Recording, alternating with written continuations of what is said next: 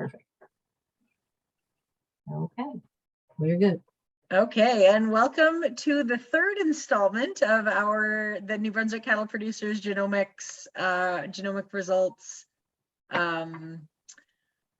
session. And this was a reschedule from last week, but we've got a few people who were able to join us, and we are recording, so anybody who misses it will be able to get caught up. And I guess I'll just throw it over to Nikki. Nikki's been taking us through the series, and without further ado, Nikki, you can take it away.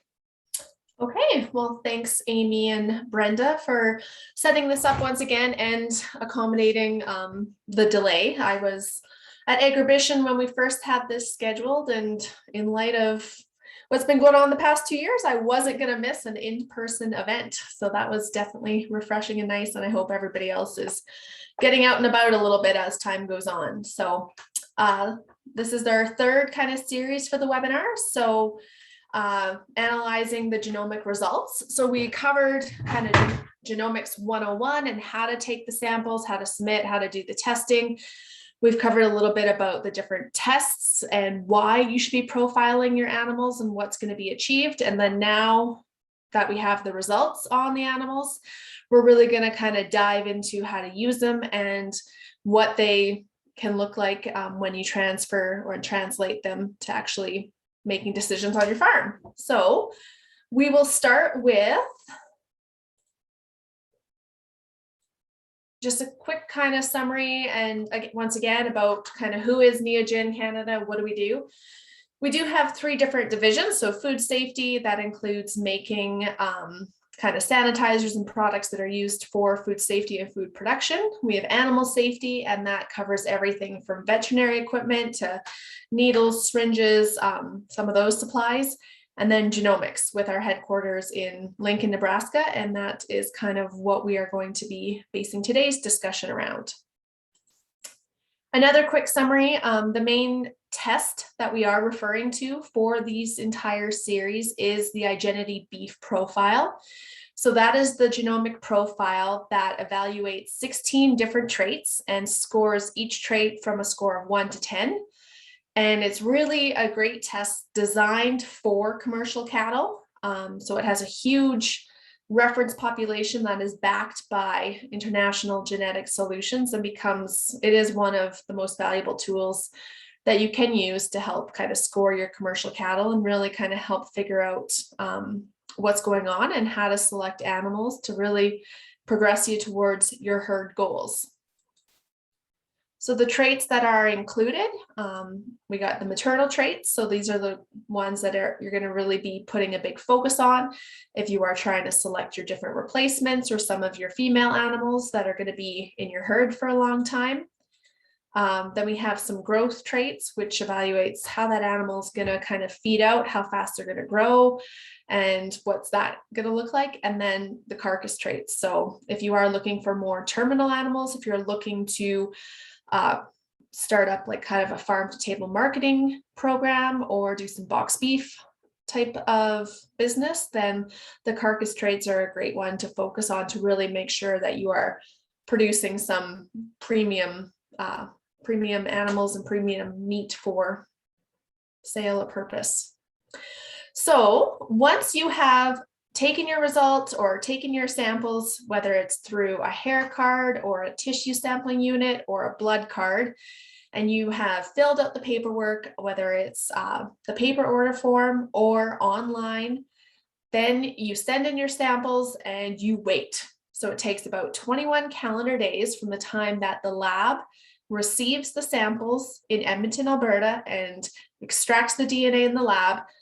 The DNA is then shipped to Lincoln, Nebraska, where it gets put onto the chips and becomes imputated and ran through all the computers.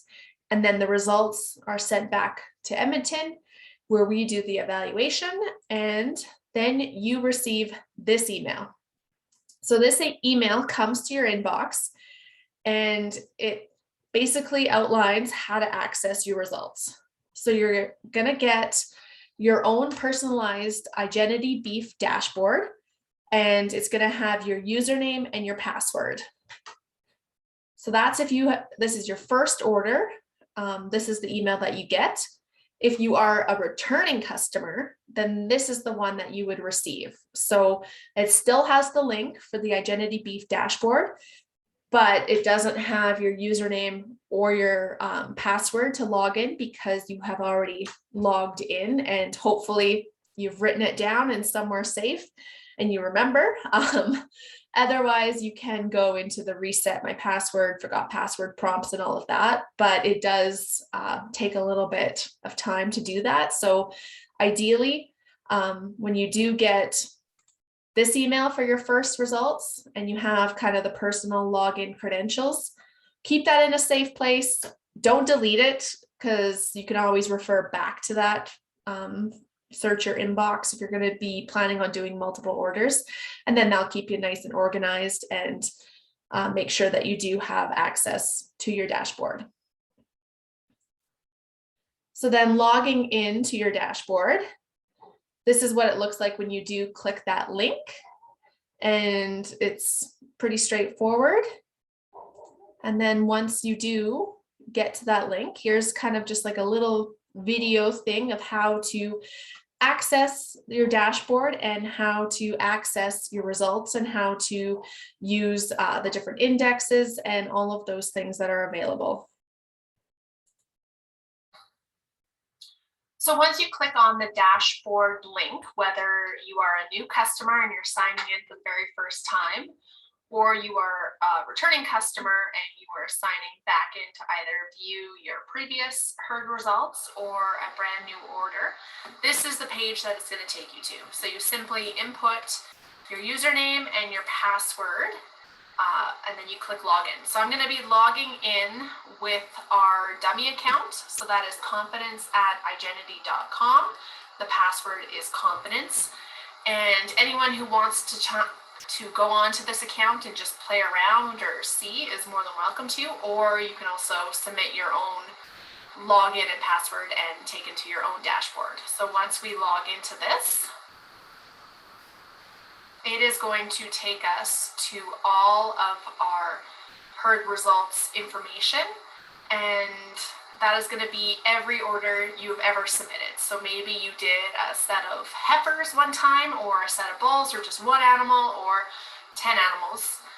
All of your orders are going to be here. So if you wanted, you could click all of these and have them all displayed at once, and that would give you a really good overall herd idea and vantage point to see kind of how your herd's testing. Or maybe you did a group of heifers, group of bulls, and you just want to view one order. So for now, we're just going to click and view this order with the 42 animals.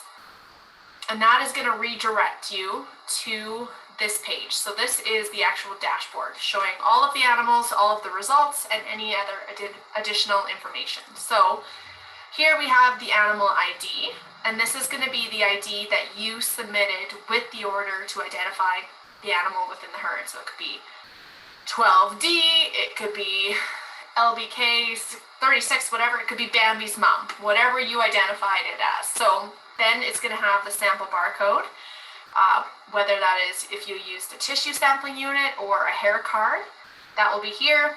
This order ID, batch ID, ranch ID, all of that is kind of just for more so Neogen's record.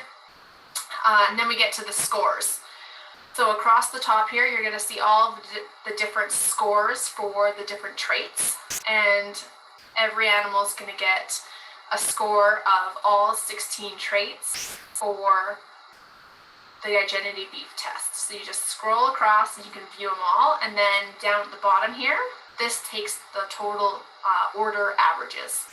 So for these 42 heifers, it takes the averages of all of the animal scores and kind of spits it out. So to kind of reprocess, we always say, like, in theory, larger scores are better, with the exception of the birth weight score, as well as the residual feed intake score. So you want a lower score for this trait is going to mean a more efficient feed conversion animal, and then lower birth weight essentially means that you're going to have less actual calving issues with the smaller calves essentially being born.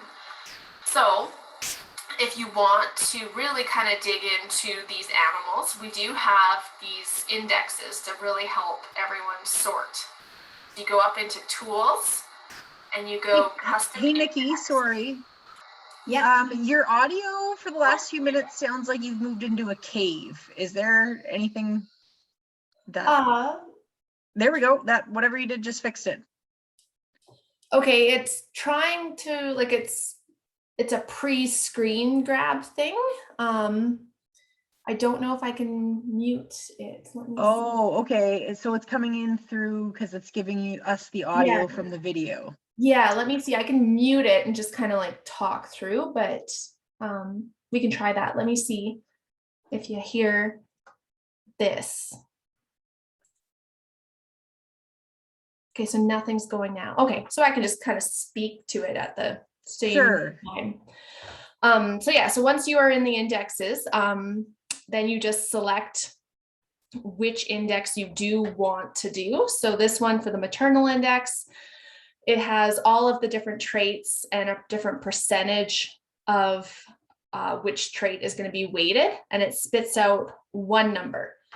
So that takes the different maternal traits, makes it a super easy to use number that you can sort and base those animals on just with one simple number. And we'll go into a little bit of a breakdown of each of those indexes also. And it's just kind of targeted for some of the maternal animals.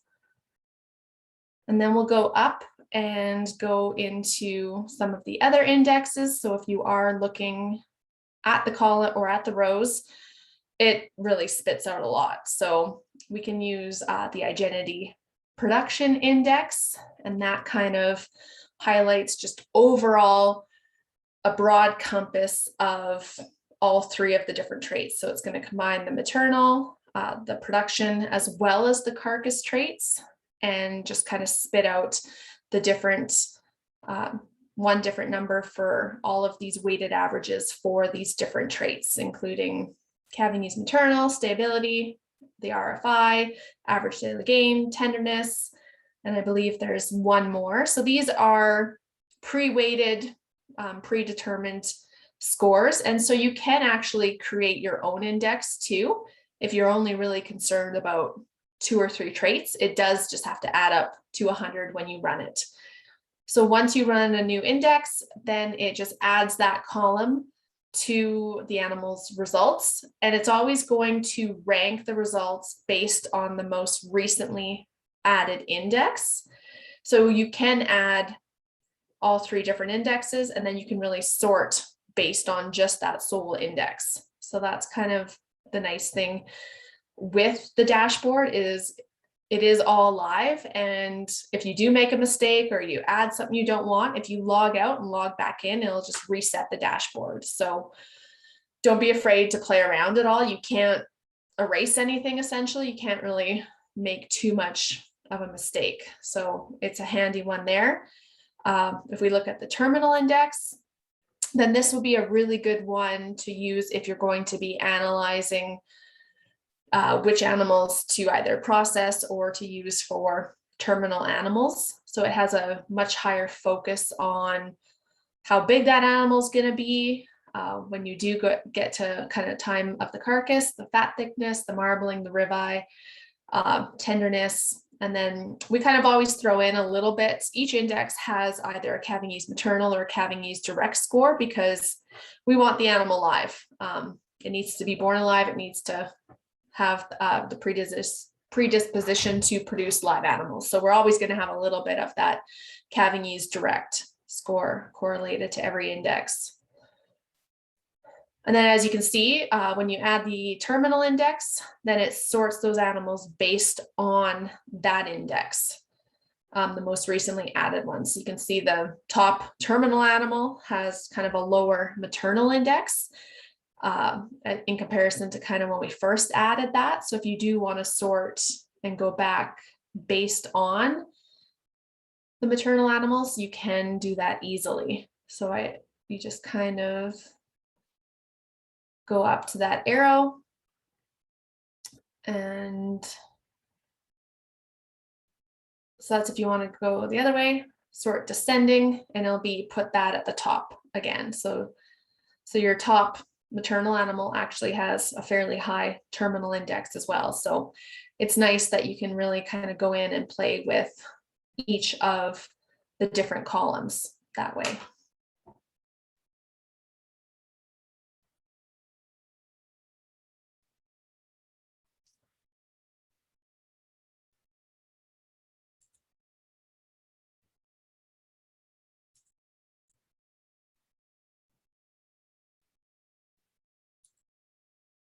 So then we'll move into, we've got the dashboard figured out, and we can kind of get in, log in, access our animals. We have the animals we want to evaluate up on the screen, but sometimes this isn't the most feasible thing to take out and use in the field.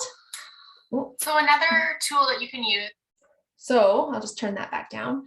So what we can do, and what quite often, you can export to Excel. So you go up to the tools, export to Excel. It's going to download this spreadsheet into this grid. So once you open this in Excel, it's just going to put all of the information into a spreadsheet. So you'll see the animal ID, the barcode, all of this. What I like about having it in Excel is you can delete all these columns that you don't really care about or that you don't really need. So you can kind of clear those contents, whether it's delete the cells, just to make it so that you can kind of sort, you can format it, you can print it off on one piece of paper so that if you are out in the field, so when you're looking at your top 30 replacements, and you're going to be basing it, sorting on your phenotypes. And then once you've sorted on your phenotypes and what the animals actually look at, then you can kind of have your genetics results with you in the pen, and you can analyze and do your sorting based on the genomics, having that piece of paper printed out if that's what works good for you. So I do get the question quite a bit of, how can I get this printed off? How can I get this on a piece of paper? Exporting to Excel is the best way. And you can kind of export and download off of the dashboard time and time again, which is nice because it just totally resets everything. It doesn't change any of the results. So you can just go back up, it re-downloads the exact same thing, and then you just open it up again. So essentially going in and out of the dashboard more or less resets it, which is definitely a benefit, because then you're not ever worried about messing anything up or really deleting an animal and not realizing it, etc. So a good way to kind of use those results is put it in Excel and make it so whatever it fits into your herd management style or system. So just to kind of go and talk about those indexes a little bit more. So we've talked about the 3 different ones.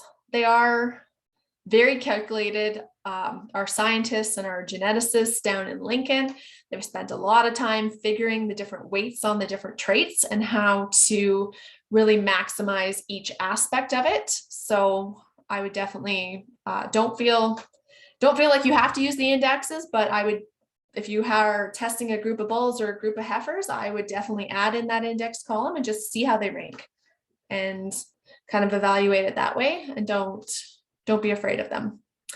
So yeah, we talked about the maternal index, use it for your maternal animals. If you're looking to kind of fix some issues, whether it's calving difficulties, cows or heifers that aren't breeding back as much as you'd like, or you're looking to kind of wean some larger and stronger, healthier calves, it's definitely a great index for that.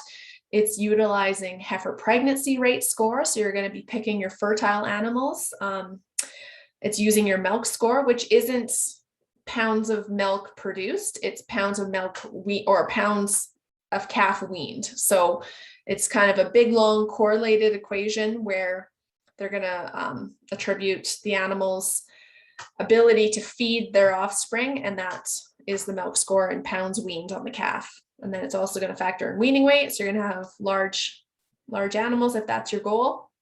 Stayability.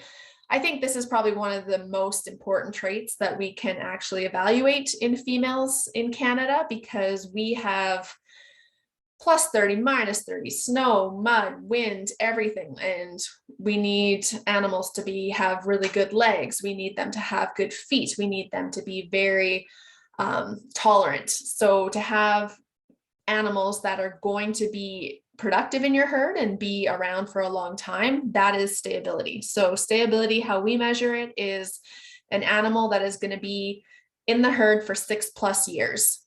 So after 6+ years, that cow, she's paid for herself, she's profitable at that point, and at the end of the day, not costing you money, but she's going to be making you money. So, and in combination with that, in the maternal index, we do need calving ease. That cow needs to have live calves and have them easily. And then we do take into how efficient that animal is going to feed out. I know during the summer in Alberta here, a lot of the talk this year was on this residual feed intake score, and really focusing on efficient feed conversion animals, because it was a drought, feed's going to be short. So you're going to want the animals that can feed, eat the least amount of feed, be productive, and breed back. So depending on each management system, each farm, each environmental situation, the traits can vary too. So if this was my index for out here in Alberta, I would be changing a little bit of these numbers. I wouldn't be changing the traits, but I would probably bump up the feed conversion rate to probably 15%. And then I'd be taking down, I don't know, probably 5% on the weaning weight. It still has to equal 100, but you can definitely go in when you're on the dashboard and play with these traits based on what is going to be most effective for you. So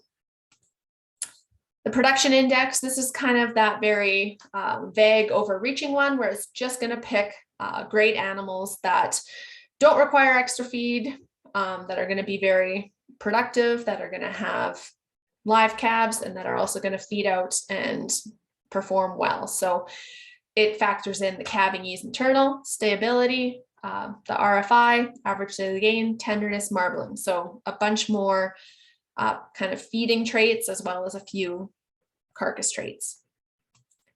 And then for the terminal animals, this is the one where you kind of are using, if you're going to be trying to predict carcass merit. So it's using calving ease, 45% carcass weight. So it's really going to target some of those bigger carcass weights animals, has a little bit of fat thickness, marbling, ribeye, and then RFI, and as well tenderness. So where this one would be good is kind of sorting some of the high quality cattle from maybe some of the potentially lower ones, so that you can also feed them the same, the ones that are gonna be finishing at the same time or have a similar kind of genetic predisposition for their carcass traits, versus some of the ones that might be a little bit lower. You're going to feed them differently or manage them differently. So it's a good program to use for those goals. So what do these results mean? So on the left-hand side, you have your identity scores, which are 10 to 1, 1 to 10. Underneath of each trait is the unit of measurement for the trait. So pounds, percentage, pounds, inches, then the shear force test, marbling units, etc. So the score of kind of 1 to 10, generally speaking, higher scores are better, with the exception of birth weight and RFI, as we talked about. And so if we look at, I don't know, heifer pregnancy, so a score of, that animal comes with a score of 3 versus an animal that has a score of 7. The animal with a score of 7 has about a 5% higher chance of breeding back than the lower scoring animal. So, and these are defined measurements and stuff. And then what we will look furthermore into how to use the indexes based on these unit of measurements also.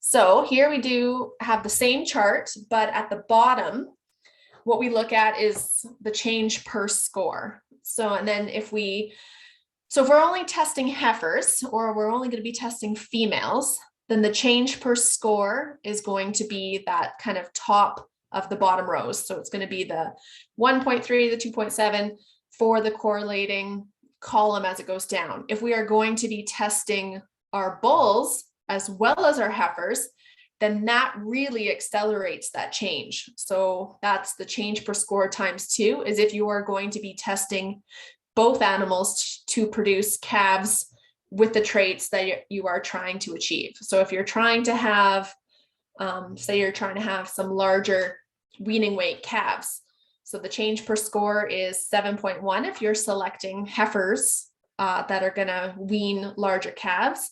But if you're going to select heifers and bulls that are going to produce some larger weaning weight calves, then that jumps up to 14.2. And that is why we can make the quickest kind of genetic change when we use genomic testing for our young bulls, our replacement heifers. So we always tell everyone to start there. So diving in based on this chart and based on these changes, if we go into kind of look into some of the economics of each trait and what that means, here we have this chart is kind of funky looking, but what it does is I have put in, when we look at the maternal index trait, so that is the 10% for calving ease direct, 15% calving ease maternal, 20% based on stability, 15% on heifer pregnancy rate, 10% on the milk trait, RFI, because that is a negatively weighted trait, that's a -10, and then for weaning weight, 20%. So that is the maternal index. And then that other column that says impact on 1 to 10 scores. So that is when you have the weighted index, that is the impact of having the 15% heifer pregnancy rate. The impact on a 1 to 10 score is going to be 0.5. So then we take that and we look at the different traits based on the previous chart where it said if you change per score for each trait, just the one animal, if you change it per score for the traits for both animals. And then we kind of can apply an equation and a little bit of math to figure out exactly what a 1 point increase in a maternal index animal will get you. So if you have, because we got to remember that the index is spit out one number, whether it's 3.4, 4.4, 4, whatever. For the ease of use, we'll say one animal came back at a 4 and the other animal came back at a 5. So that's a 1 point change in that maternal index. So we're going to say, look at the first one for calving ease direct. So a 1 point change, when we look at the weighted index, the impact is 0.83. And then we look at the change per score number. So this is just if you're looking at just the heifers, we times that point by 2.7. So what that actually means is you're going to have a 2.24 increase in live births or in live births for the calving ease direct. So if we do that for each trait, 2% increase for calving ease maternal, 2% increase in an animal being productive for 6 plus years, a 0.75% increased pregnancy rate.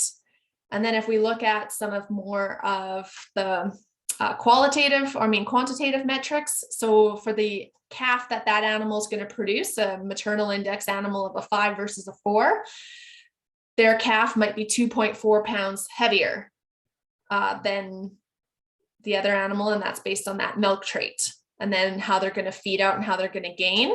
They could gain up to about 0.2 pounds more gained per day. And then when it comes to a weaning weight, 5.2 pounds more weaned calves. So that is if we want to really dive into it and really figure out, okay, what does this maternal index actually correlate to? So 2% increase in live births. So if you have your herd is averaging a maternal index at 3 and you bump that up to a 4 and you have 2 more out of 100 animals, you have 2 more live births. Well, I don't know what the going rate for weaned animals are there, but that's about $2,000 out here. That pays for quite a bit of genomic testing if that is your herd goal and you gradually make progress and transition to having more animals. If you look at weaned weight, 5 more pounds per calf, that definitely adds up to quite a bit more money too. So this is kind of why, and this is the science and the numbers behind genomics and why we are encouraging guys to use it on your young bulls, use it on your young replacement heifers, because a phenotype is great, but it doesn't entirely show the whole picture. So use this as a tool and use it to really help select the animals based in combination of the phenotype. So I know this is and this is something that we can kind of share and work through too, if anyone is interested in going through a little bit of this based on which index they choose to use or which traits are valuable. They can create their own custom index too, but I just thought that this might be interesting to kind of dive into what it could mean.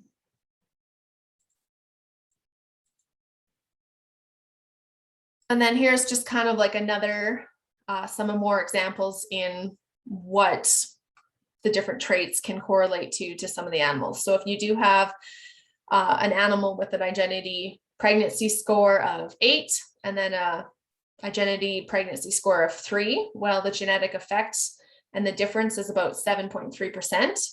So the animal A will produce daughters with a 7.3% higher probability of conceiving. So very easy to kind of break that through and really see that. Stayability, same thing, that huge difference. And I strongly believe stayability is a very, very important trait to look for, especially in your females. So the daughters of animal A have about a 15% greater probability of staying in the herd. So 15% greater probability of staying in the herd is a pretty big number. And that's a pretty big spread too, 8 and 3. I think most of you guys are probably going to see your herds a little bit closer in the numbers. If you don't though, and there are some dramatic differences, I would definitely make sure that you have your Excel file, your printout paper, however you want to look at this out there when you are making sorting decisions and really kind of looking at, okay, why this number might, or this animal might be an 8, this might be a 3. Let's look and check the phenotype, make sure she's got good feet, good legs, that type of thing, and then make some decisions in combination for sure. Another one, when we look at the average daily gain, so an 8 and a 3 is a difference of 1.1. Or this is RFI, sorry. So progeny consume 1.1 pounds less feed to achieve the same daily gain. So that's quite a bit, especially with the price of barley. And I think you guys out on the East Coast definitely have a lot more feed available than we do. So we appreciate all the programs in place of spreading it around, but more efficient feeding animals are always a bonus.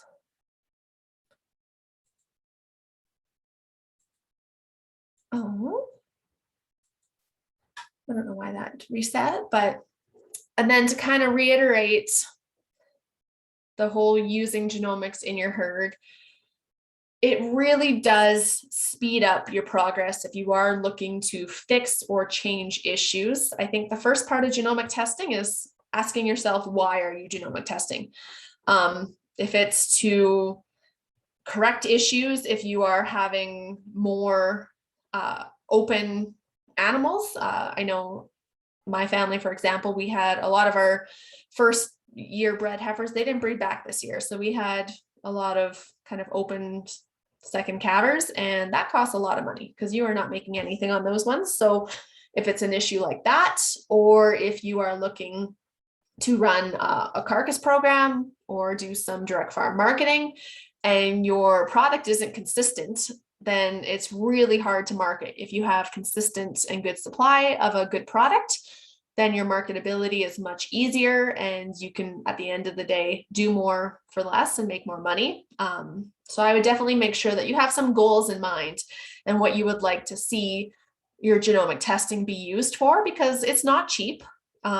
It doesn't take zero time. It takes your time. It takes a little bit of investment, and it does take quite a bit of energy to really go through and process and use the results. And through the Maritime Beef Council, you guys have a great support system through Amy and the entire council to help out with that initial investment and to help out with that kind of end use support to really make sure that the results and the decisions that you're being made are really correlating with your goals and helping to progress that, because genomics does speed it up, especially if you combine it with your male and your female testing. So yeah, if we look at kind of the chart, the first generation, if you kind of pick some of those identity scores that are more aligned in the 5, and we say 5 is about average, plus or minus, is probably the better or the worse animals. It all depends on the herd benchmark too. If your average for a trait comes back in at 3, well then for you, those sample population, anything above a 3 is probably your ideal animals for those traits. But then when you move to the second generation, you get those scores up to 7. And then in another time, you get those scores up to like an 8 or a 9. So that's how you make some really good changes quickly. And I know Angus shows a Carcass chart kind of on how the grading has changed from the 80s to now. And the biggest push behind that is the use of genomics, and really that testing has kept the consistency and improved the carcass quality huge, and it's really paying off in spades for everyone. So just to kind of summarize once again, how to go about doing the genomic testing. So how to order: you purchase your sampling equipment and set up an account at neogen.com. The tissue sampling units are great if you're using or doing a lot of animals and you want to get through them and sample quickly. Or we have hair cards that are a more affordable option. And then you collect your samples when you're working them, working your young calves, heifers, sorting them off for the feedlot, whatever. And then you have to fill out an online order form, or you can also download the paper order form, send it in to us, and then within 21 calendar days, you will get your results. You'll get your dashboard, and you can kind of get in contact with Amy and she can go through some of it. And if you have any questions, you can always reach out to myself or Neogen, and we will kind of step in and help you as much as we can, because we are very dedicated to you guys, the producers, seeing value in testing. If you see it valuable, you're going to use it, you're going to use it correctly. So we want to make sure that that's kind of how it is being utilized. And with that, I guess we'll see if there's any questions and stuff. I know I skipped over some of the stuff we covered earlier in the presentation. So if you do have questions about how to take the samples, how to access the online form, any of that, definitely kind of go back to some of our previous presentations, and all of that, the answers and everything should be there with that. Excellent. And I do know that Brenda has those posted to the New Brunswick Cattle Producers YouTube channel that you can, I think the links went out to everyone here, so that should be good. If you want to go back and take a deeper look in. A couple other things, if you are, because this is a New Brunswick Cattle Producers thing, so another plug for the genetic enhancement program in New Brunswick, and Duncan, Dorothy, and Katie are on the call tonight too.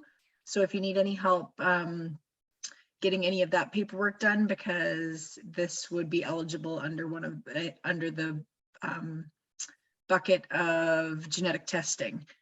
So there's some eligibility there. I do know for the Angus Association, for any Angus producers, they've been printing off and mailing out hair cards to their members. So just shoot registry a quick message, let them know how many hair cards you'd like, and they're not as snazzy as the ones that Neogen sends out. You just need to tape the hair to where it says on the Angus card, but that was an offer, something that they offered. And the hair cards aren't very pricey either. So just go onto the Neogen website,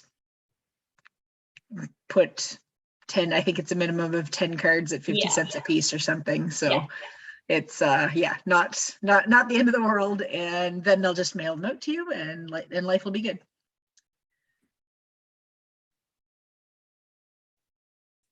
So were there any other questions that were coming from the group about genomic testing? Or anybody who's got results that, I know Yules, you and I are going to chat a little bit more specifically about your results. And I know we've gotten results. I think I've got my heifers are due to come back from the Angus Association here in a couple days. So. Amy, I guess that's my question.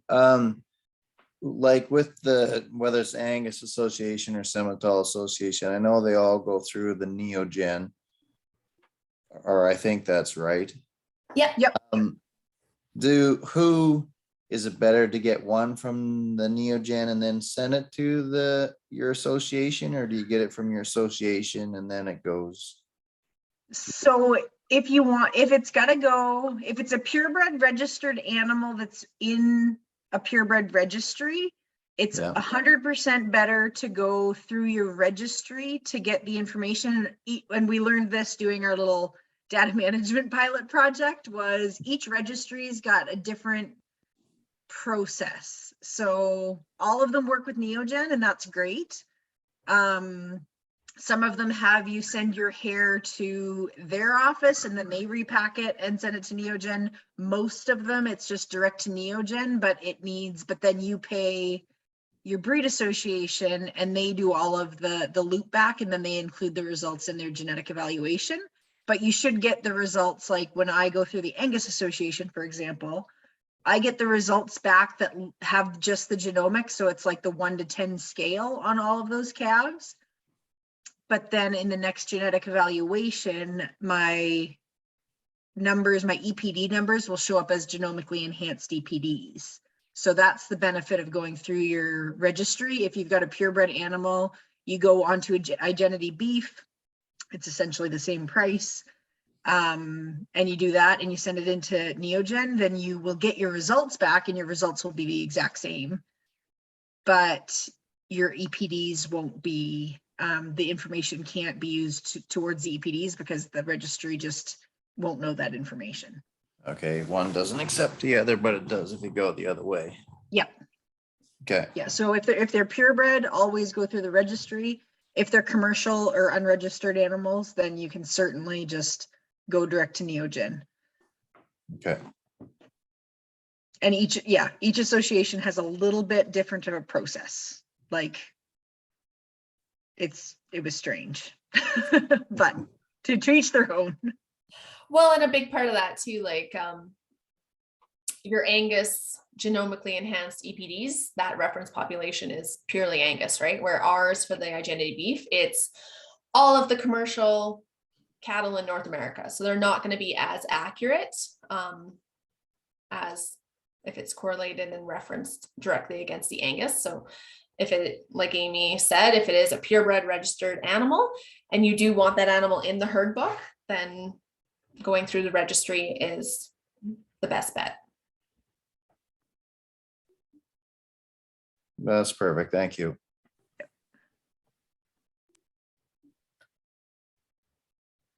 Any other questions?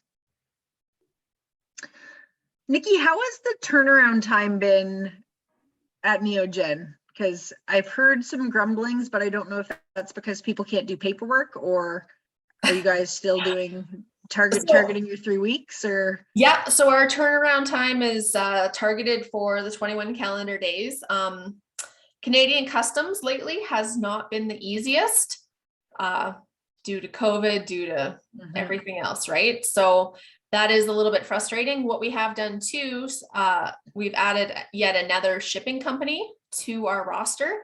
So we are now working with 3 different shipping companies. And when one package or something gets stuck at the border, we hear that it's tied up at customs, our lab staff is so good that we just get right to re-extracting the DNA from the samples that we have and sending a new one altogether through a different carrier. So through doing that and some of our strategies and those different practices, we are still achieving the desired turnaround time. Excellent. Nothing's guaranteed. We don't guarantee a 21-day turnaround, but we are achieving it, and we never know what's going to happen at that crazy border. Yes, and that's 21 days from the time that your office processes it. So that's for the time. So if it gets put, I know we had a situation where some of them got put into a file waiting for orders to be fulfilled.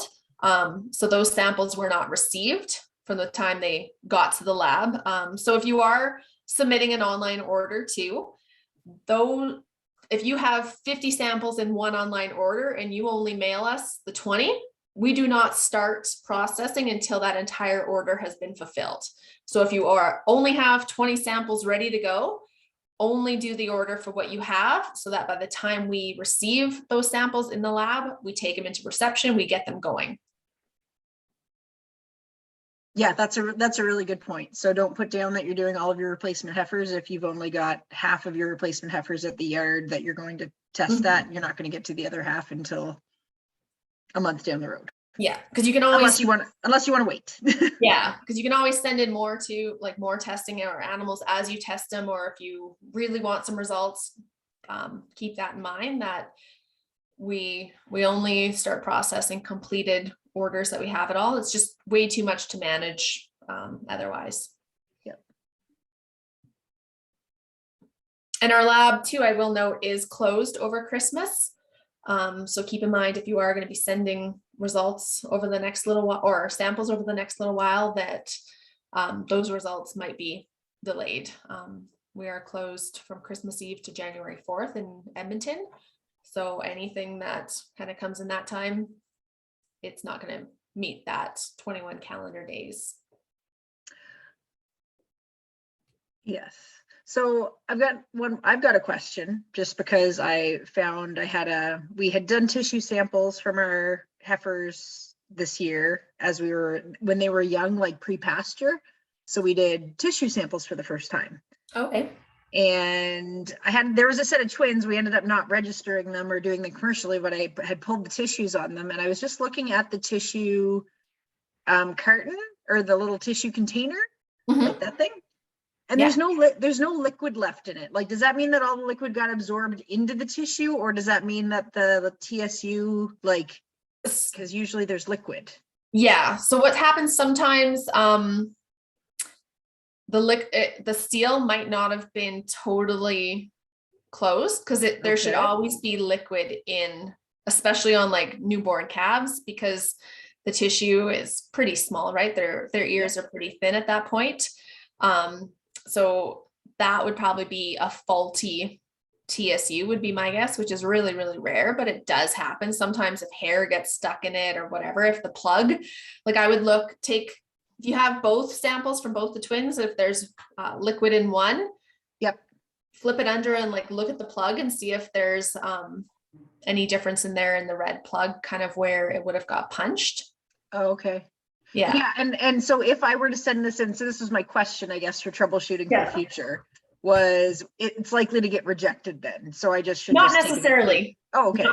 Because when we do the benefit, and one of the beauties of tissue sampling is that fluid in the TSU actually extracts the DNA for us. So what we have to do is we just pop the caps off, pull the fluid, and then we add more fluid to it in case we ever need to test that sample in the future. So it might be moist enough, it might be good enough that we can just add more fluid and then re-extract it. But that is the beauty of TSUs, is it's fast, it's effective, and it's a great preservative. We extract the fluid, extract the DNA, add more fluid, put the caps back on, and they go in the freezer and for the end of time, essentially. Okay, no, that's a good call, because I found couple from those two twins, and then one of them Yeah. was empty, and I was like, well, if it happened with one of the ones we were sending in, I just didn't know if I should send it in or take some Yeah. hair take some hair, or if it would Yeah, if you notice it, I would probably take some hair just in case. Like if it is an animal you're going to be registered, but I would probably send it in and try it because, like I said, our lab staff is very good. So okay, cool. No, that's excellent. Any other questions coming up from anybody? and just for anyone else that is going to be using tissue samples on newborn calves or whatever, just make sure they're dry. We have had the odd instance of a wet calf being sampled, and some of the mom's DNA is actually still on that. So once they're dry, you're good to go though. Perfect.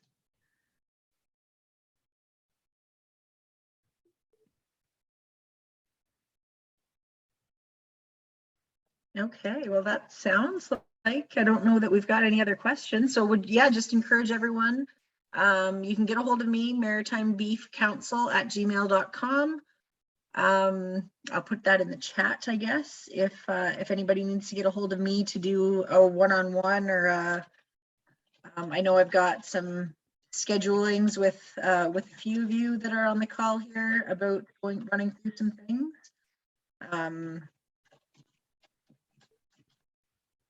Yeah. Okay, I got the right phone number on there. And so if you've got any questions, Nikki's been very accessible for questions. If there's something that is over my pay grade, then Nikki's been very, very great at answering some questions. So appreciate the time, everyone, this evening. And yeah, just make your genomic plan. There's some programming there under the province to help get you started and to get some tests done on an annual basis. And I guess I forgot to mention that the new heifer retention program, I know that's not what it's called.